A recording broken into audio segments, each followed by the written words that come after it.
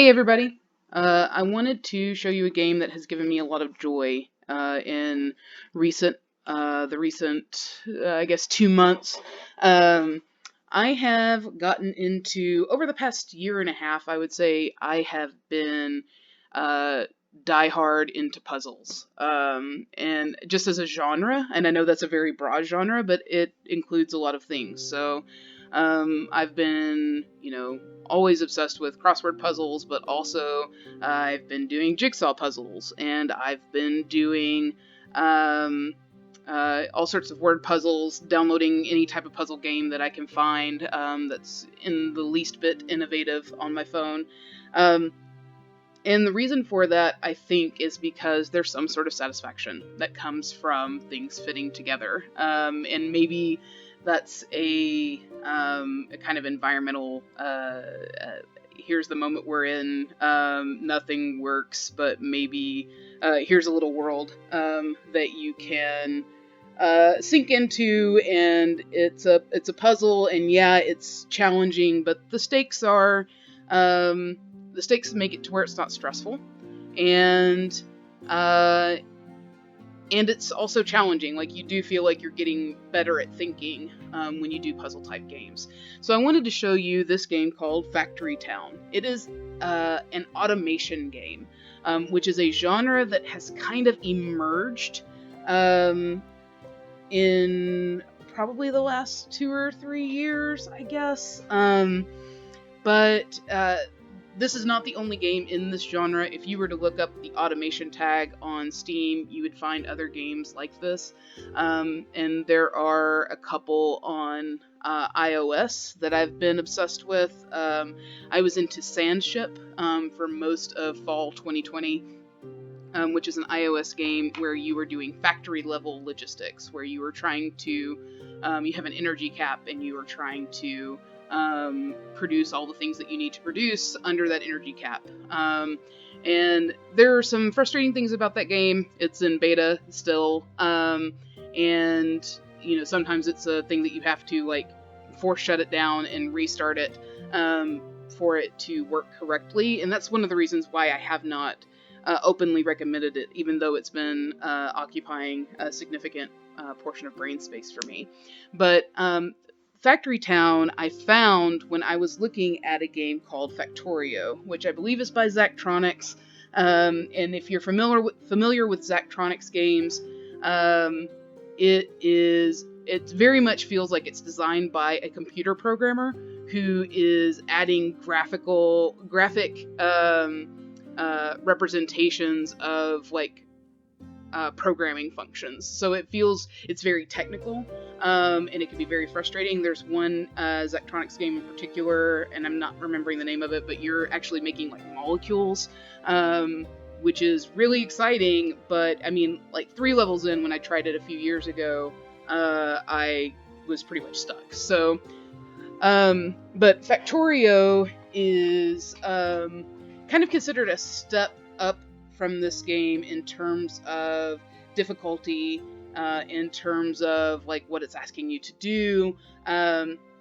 So Factory Town really hits this kind of sweet spot between this automation genre and Stardew Valley, which so it's kind of cute, and it's about gathering resources. There aren't really any kind of role-playing elements to it, because you don't play as anybody. There's not any sense of you're not managing how people talk to each other or whatever.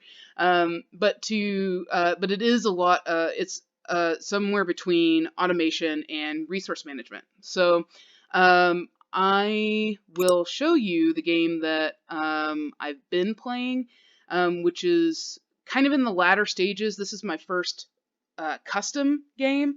I used the scenario Big City, which is why the save file for this is called Big City First Try, and that's because it's incredibly creative. But here is my little city. So just kind of a brief overview. What are you looking at? This is a grid system. four-sided square grid, and the what you're seeing, anything that isn't just outright plain green, these are all resources. So you can see here's stone, here's iron ore, there's some coal over here. All of these things can be farmed out in the wild. So anything that you see on the top, if I were to, I could place a little person over here, and I could say that I want them to harvest these apples. And now I have to tell it where I want it to bring it. So if I told it to bring it to, say, this house over here, this person will pick the apple, and then we'll just make their way back that way. And I deleted him because there's no reason to do that. That's unnecessary labor.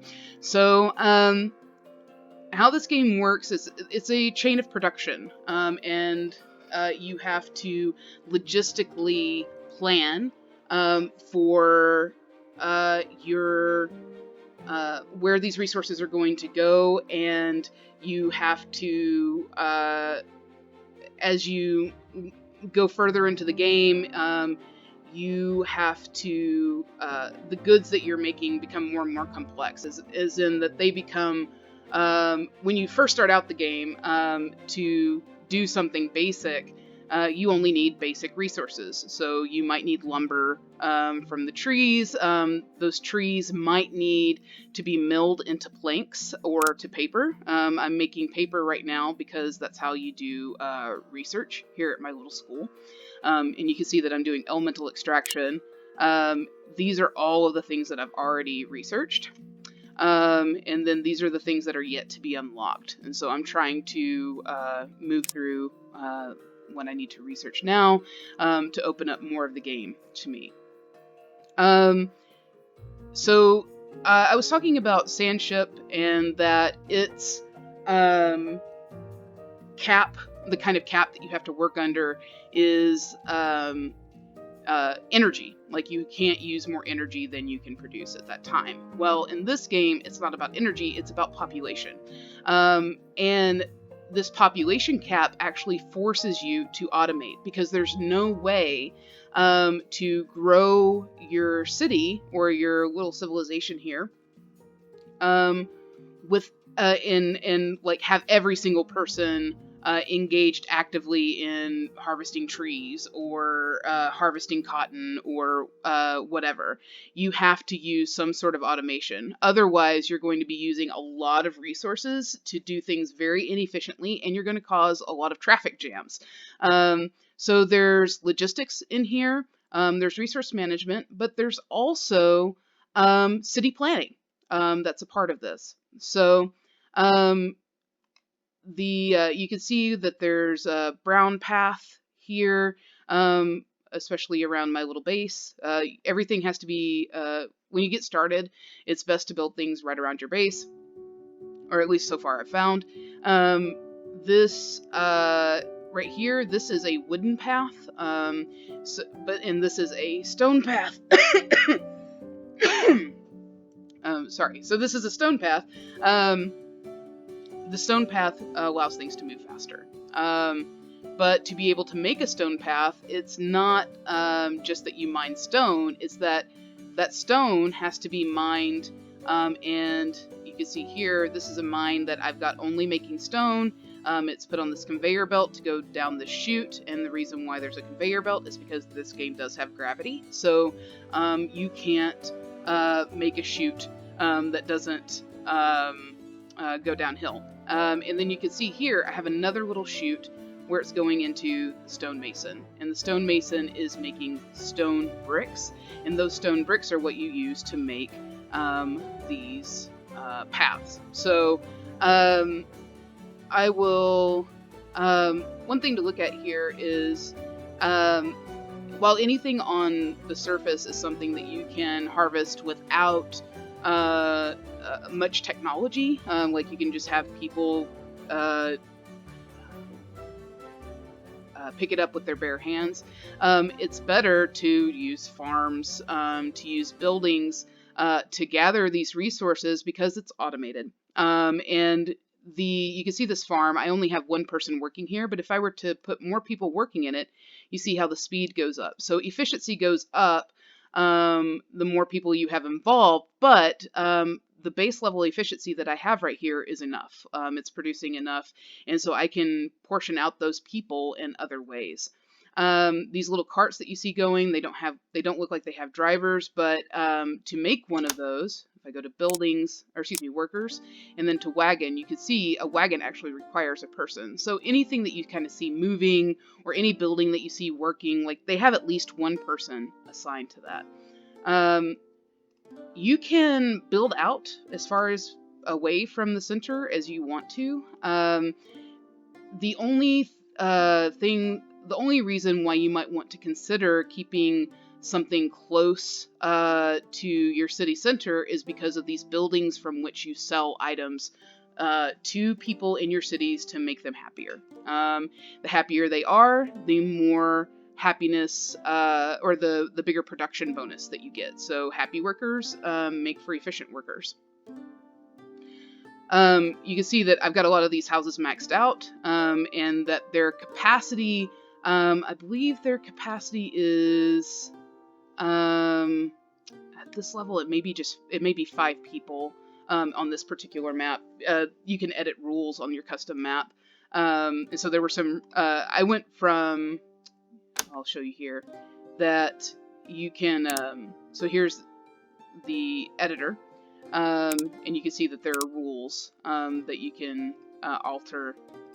Like you could change how many, for instance, let's see here, grain mill, you could change how many your max worker count is. When I first started this map, everything only had a max of 1, which was odd, considering that I had done, so you can also do, there are tutorial maps, but there are also there's also a campaign. So as you go through the campaign, like they start you off with kind of a basic setup, and then you build from there to get to whatever level of goods would complete the map, like whatever level of production. So on this map, you can see that all of my houses, I'm trying to keep very close to these places where I'm selling goods that are in their basements, basically. So you could see this happiness bar over to the right, and you can see this is what they have, this is what they've bought from the market, and this is what's making them happy. So you can see 10 happiness here. And every time a household buys something from the market, that's what that money is coming up from the bottom.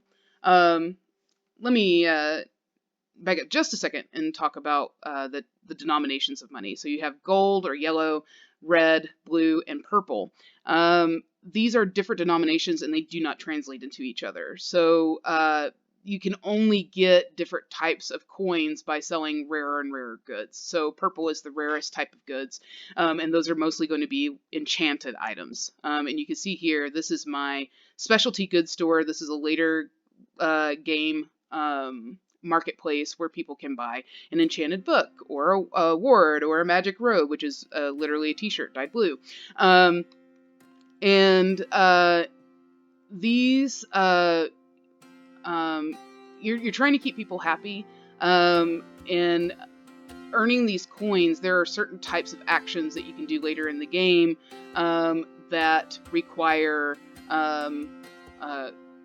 different types of coins. So for instance, right now I'm trying to learn about elemental extraction, and I'm having a hard time because I'm having to, it's hard for me to get crystals, mana crystals here right now, which is something that I'm going to be working on. That's kind of the next stage of optimization for me.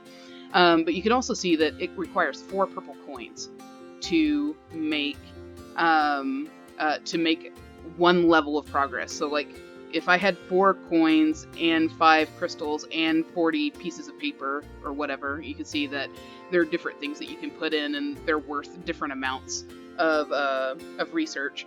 But if I had all of this right here, that would complete 1 level of this, and then this would be at 2 out of 500. So you can see that it really requires you to optimize, and you really don't want to be actually like putting your hands on carts and caravans to be able to create these goods. Like, it's going to create a lot of logistical problems, especially, you can see right here, honestly, that I've got some logistical problems right here where I've kind of got this log jam. These are waiting, these wagons, they're retrieving something from the base, and then they are delivering it wherever it should go. And when you have too many cars there, they actually start blocking each other. So it does require some logistical planning. I will show you kind of how the chain of supplies works by building a house. So I'm going to build a house. Really, the only thing that, if you play this game, the only thing that you need to keep in mind is that a house, these concentric circles, each of those circles are this kind of overlay. Each of those is for one of the stores. So if you highlight a store, you could kind of see which ones like what the radii are for the stores, and you want to have the most access to stores as possible. Now you see I'm only using 73 out of 150 houses right now. I get an extra 25 houses every time I upgrade my base, and right now my base is at 8 and our max is 10. So I can have up to 200 houses, but I really don't want to do that, because if I were to do that, then really there's no way. I actually tried earlier in this game, right around here, to build up houses on a kind of on a different plane, build a second story of houses, and those do not, those aren't touched by the stores. So that's why I deleted it and had to put the houses down here. So if I were to expand this too much more, I'd really need to make another city center. And you can see this one doesn't have any happiness in the household, and that's because it is not attached to any street. So if I were to move it, let's see here, you can see immediately it starts having access to those markets. These people are buying things, and their happiness kind of goes through the roof. Now they're at 7. So to show you just kind of how housing works, I will try to find a place to build a house. Okay, so this is a level 1 house, as you can see. And you can see that it costs 20 gold and 5 planks. Well, to make a plank, you have to cut down a tree, which is what my forester is doing here. You can do this with just people, like I showed you earlier, but you can see the downside of this, or the upside is the forester manages this area. So these trees, once they're depleted, they can actually come back because the forester is managing it. But every single log that's produced requires 1 yellow coin.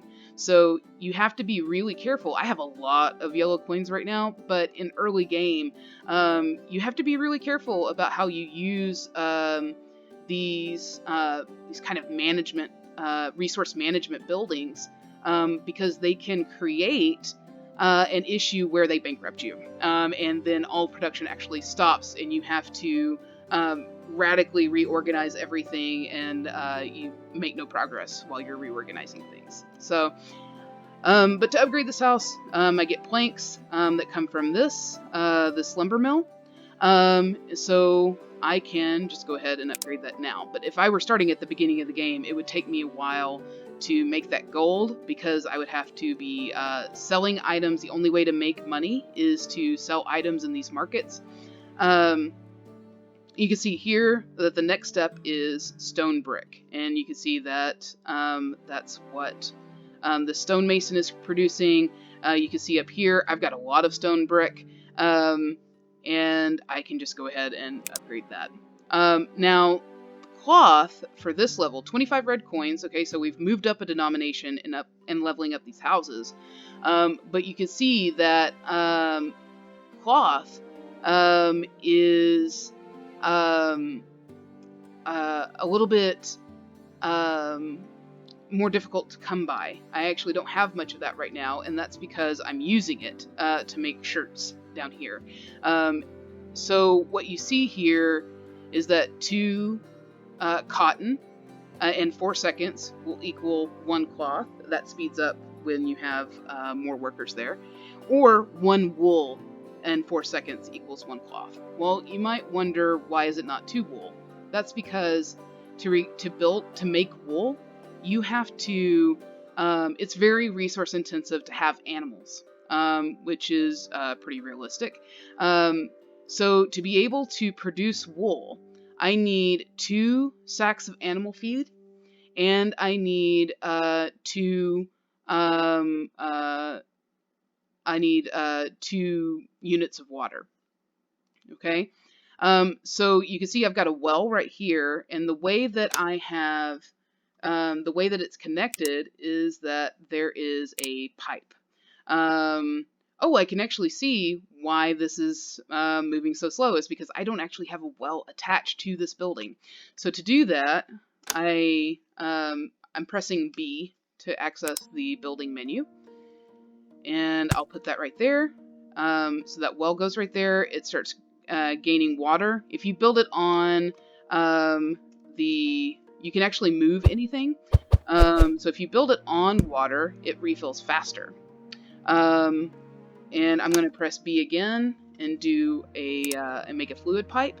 And then I'm going to go into fluid pipe overlay, which means I'm able to look underground. And so now I've connected this well to this pasture, and now you can see it is producing out the wazoo.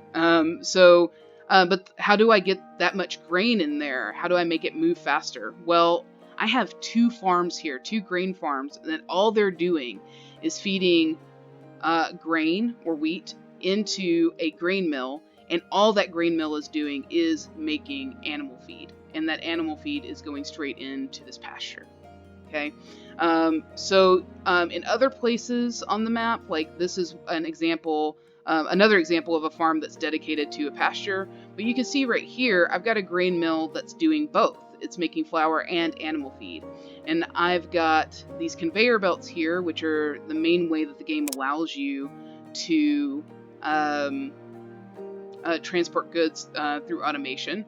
I've got animal feed going out of both sides of this grain mill, and they are going into these pastures, and these pastures are producing a lot of goods. And the reason why these are purple is because that means it's full. You can see up here that it's full of all the things that that were useful, or that it's trying to create.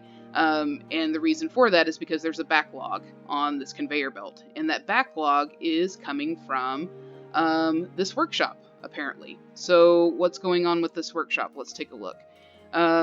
We see that it's got, oh, and I should say the reason why it's backed up is because these little switches you can program.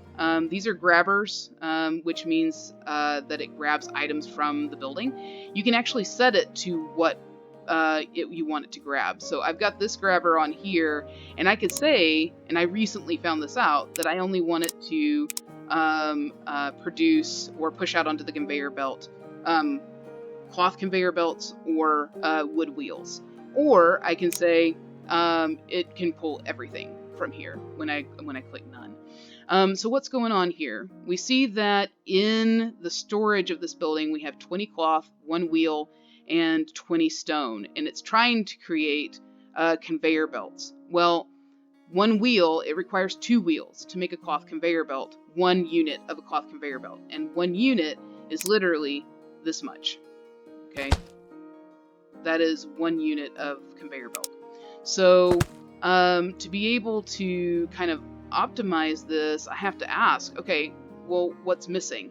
And then I can see that there's not enough planks to make more wheels, and therefore there are not enough wheels to make more cloth conveyor belts. So what I'm going to do is I'm going to take this wagon here that doesn't appear to be doing anything, and I'm going to tell it, I want you to pick up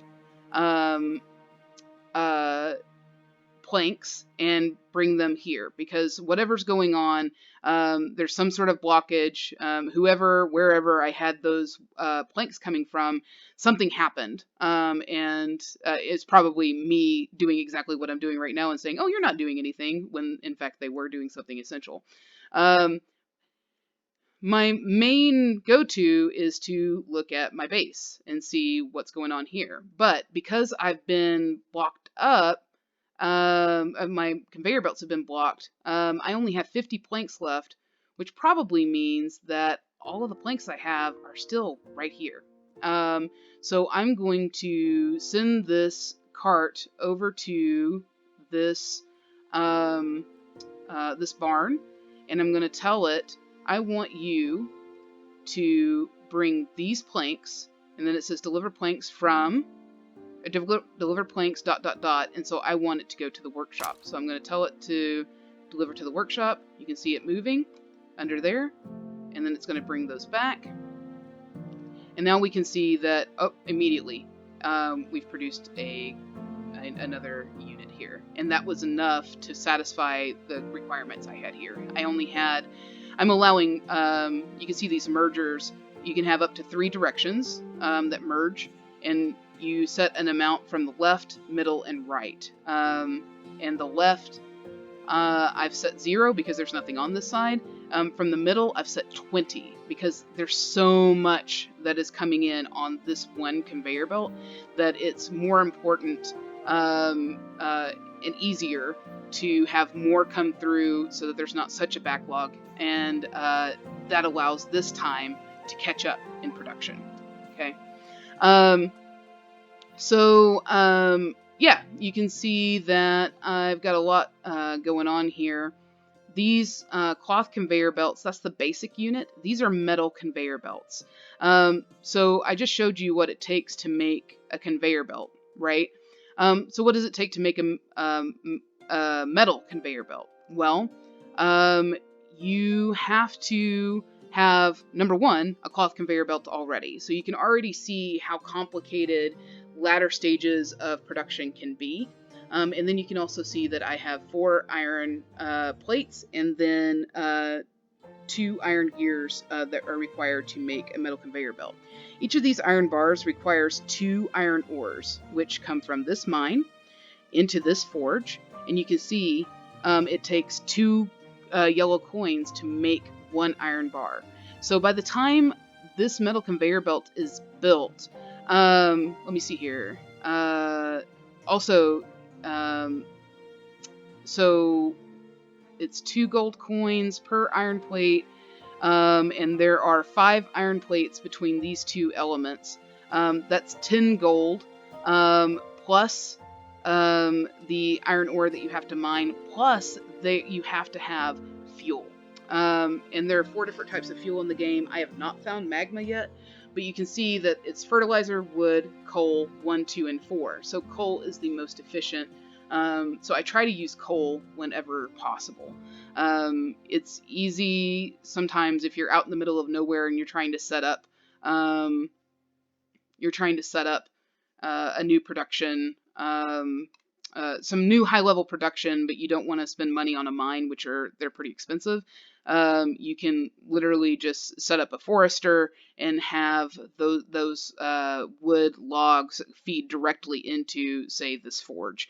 And that's an easy way, but it depletes it depletes the trees really quickly, because once you get into higher elements, for instance, over here, I'm doing some crystal mining, or some mana purification, and you can see that I'm making mana crystals. Well, you see here that it takes 10 fuel to make, and 10 fuel, 2 mana shards, which are being mined from right here, through this mine right here, and 2 blue coins. And those 2 blue coins, the only way that I've found so far to get blue coins in this game is through researching medicine, developing an apothecary, and then selling items through the apothecary. So these coins represent, they're as much about different levels of production as they are about kind of different categories of consumption. So these red coins are mostly from the general goods store. And the purple coins are mostly from kind of magical or above and beyond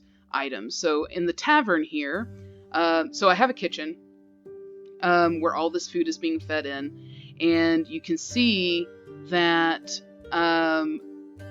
like, I've got a lot going on here, and this is me trying to figure out how to optimize this, honestly.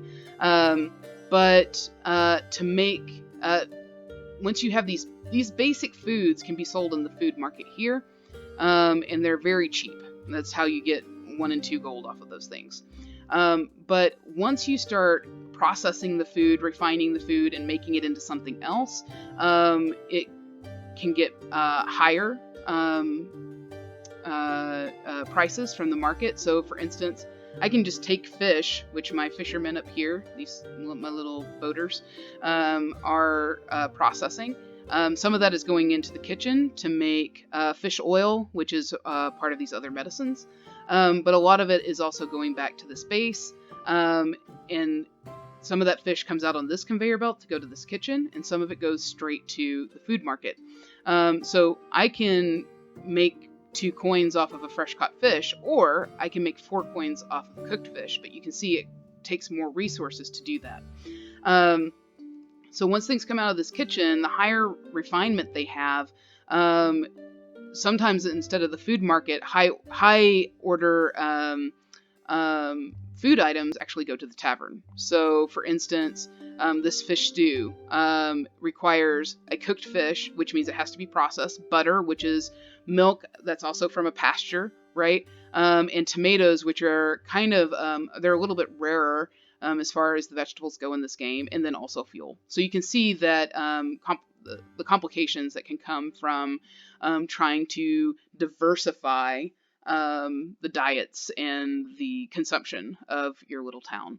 Also, here's this sandwich. You can see that I just exited out of it accidentally. But you can see the sandwich here.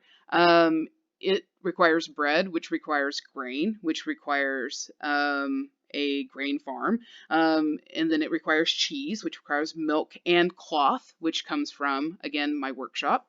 And then you also have cooked chicken, which has to be made at a farm and then processed through the kitchen to cook. So the tavern sells these kind of higher order items, the specialty, or it's higher order food items. Specialty goods, this is a magical store, basically. This general store is just general items.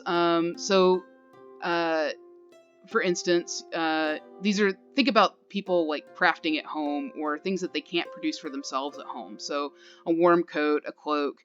You can make axes that people buy, but also pickaxes. Pickaxes can be bought by people in their homes, but they're also useful for these mines here, because if you have pickaxes, then you can replenish or rediscover resources underground faster than you would otherwise. If you were just, people who were not equipped very well looking around for minerals underground, they might not find much. So that kind of makes sense. Out here, I put this out here because it had access to a lot of stones that I needed. And I've got boats that are, you can see them right here up at the top of my screen. I'll zoom in. They're bringing them to the silo, which is then transporting them to the base.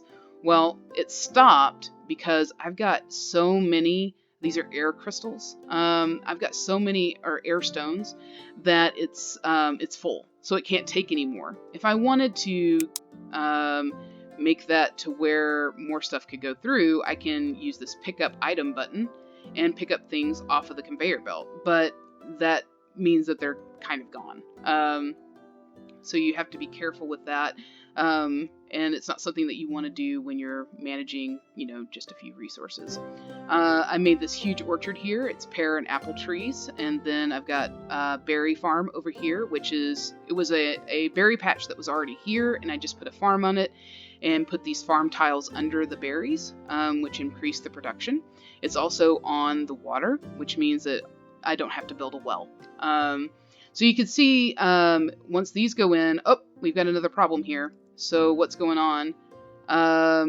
There's too much fertilizer. It's really hard to see under these little signs, but you can see that I put filters on different slots in the barn. And I haven't really found out a way to be perfectly efficient about fertilizer production. Like, I just seem to, my pastures make a lot of it, and I don't know what to do with it, so I end up deleting it a lot. But that way, that unblocks this. And so this merger is letting in 3 milk, and or 3 from this direction, which is milk, and then 10 from this direction, which is all of my fruit. And the reason I do that is because it's a lot easier to produce fruit than it is to produce milk. So I want to slow down production. I really don't want any part of the conveyor belt to be waiting on any other part of the conveyor belt.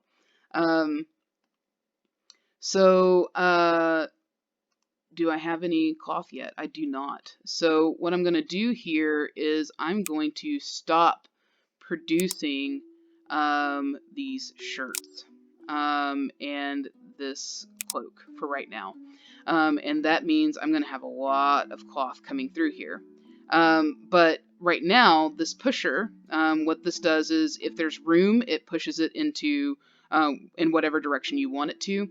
But if we look at this pusher, we can see up here that I have, I've told it not to sell reinforced planks. That's because they're very expensive. You can see 1 plank, 1 iron plate, and 2 nails. Well, this is one of these plus another iron plate make a pickaxe. But these are also how you build later game structures. So they're a building material, and you don't want to sell them off until you have you don't really you have it in excess that you can sell. So my cloth is being sold at the general store. So what I'm going to do here is I'm just going to exclude it from this pusher, and now you see it immediately. It no longer goes into my general store to be sold. It is going onto the conveyor belt, which means that you can see right here that there's evidence that somebody, one of the assigned carts here I have, is taking this cloth away and using it for something. It's probably been waiting to be supplied because I've been out of cloth for a while.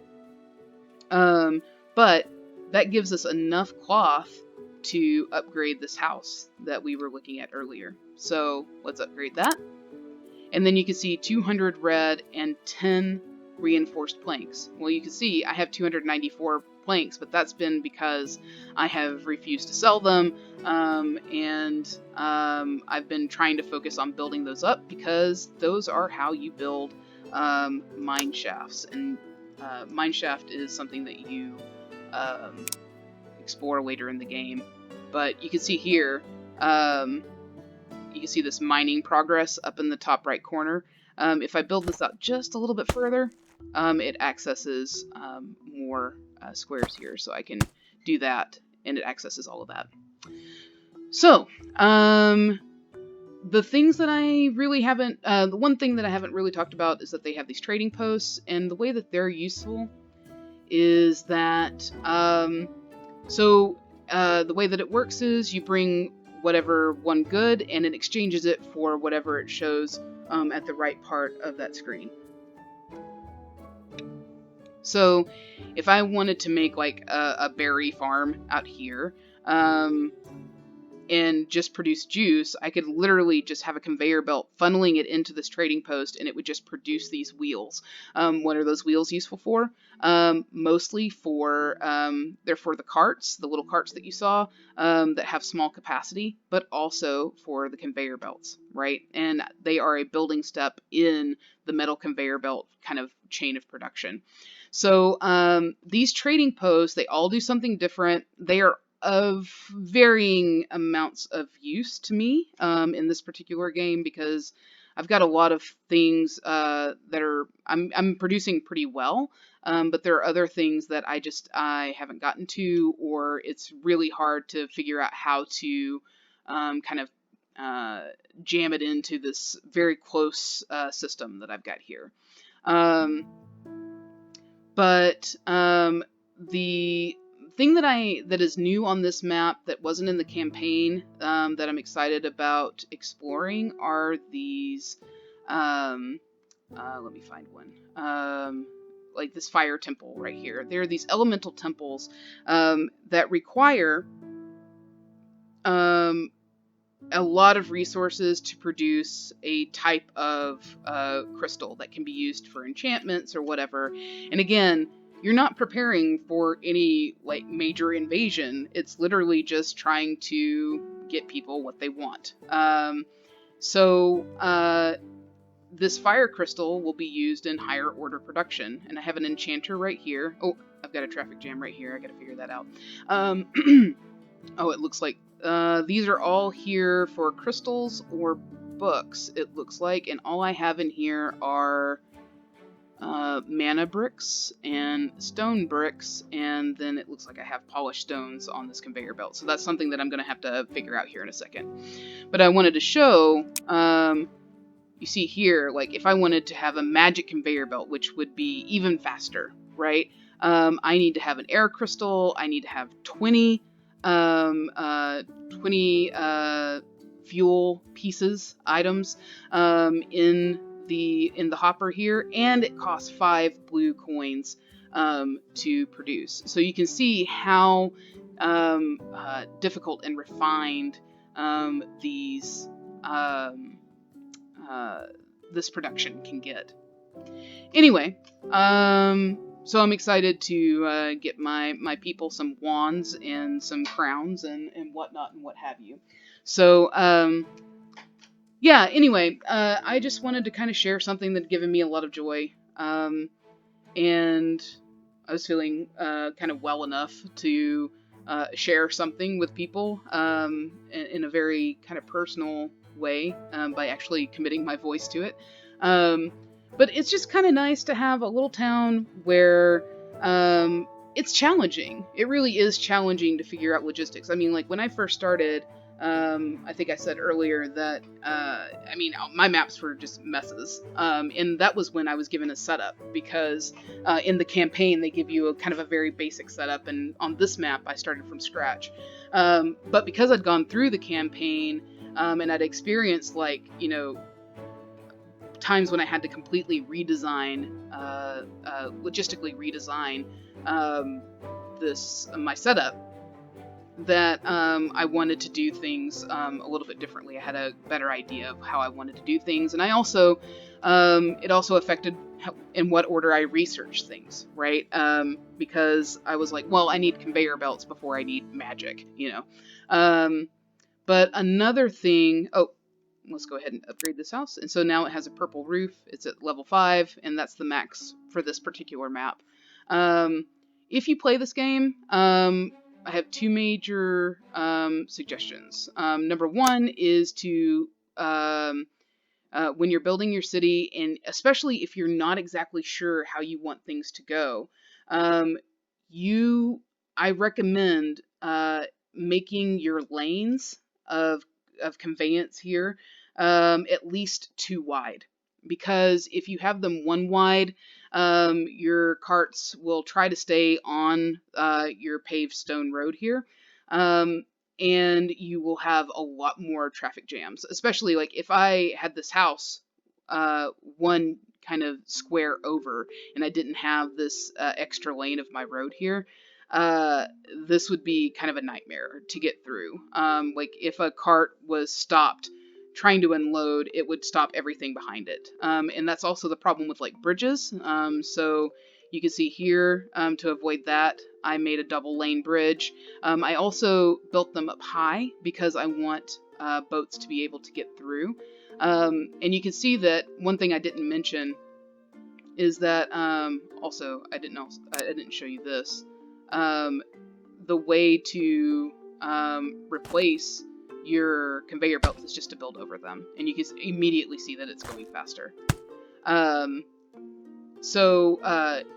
I've already shown you how much it takes to make a conveyor belt, so you know that that's a lot of work in those little black strips. But yeah, make sure that you have double lanes, especially on major thoroughfares.